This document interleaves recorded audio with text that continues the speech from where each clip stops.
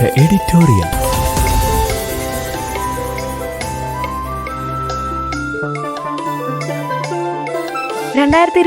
ഫെബ്രുവരി 15 വ്യാഴം 1199 ആണ്ട് കുംഭം 2 ദീപികയുടെ എഡിറ്റോറിയൽ. നികുതിക്കുള്ള നീതിയെങ്കിലും വ്യാപാരികൾക്ക് കൊടുക്കണം.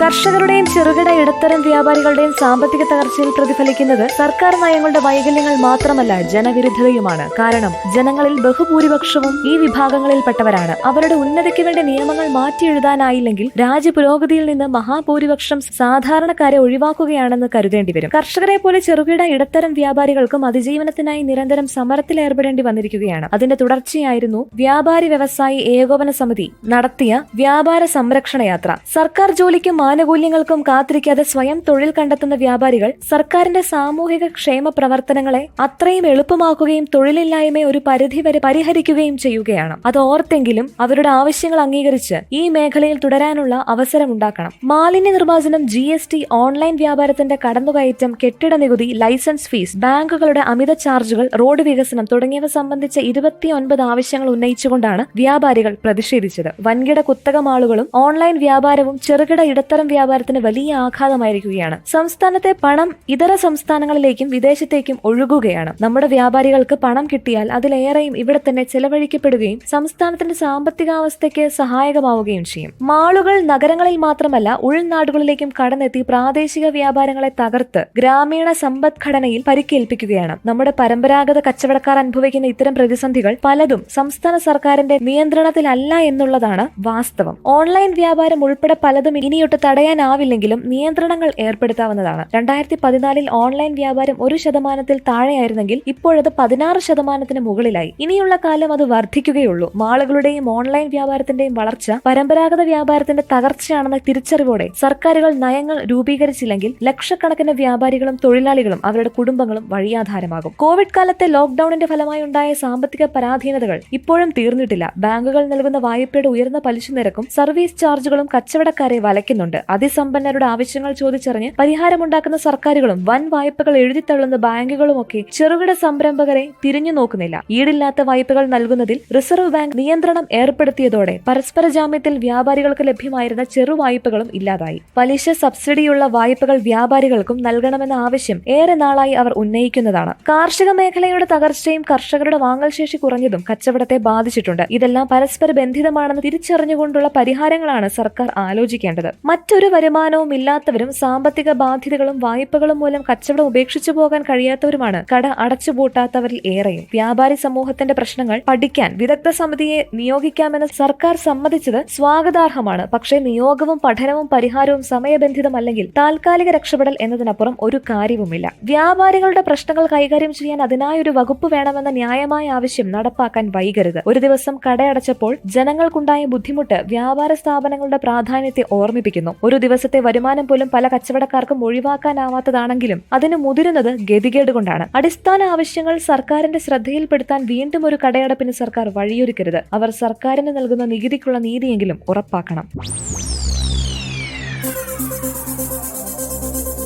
The editorial.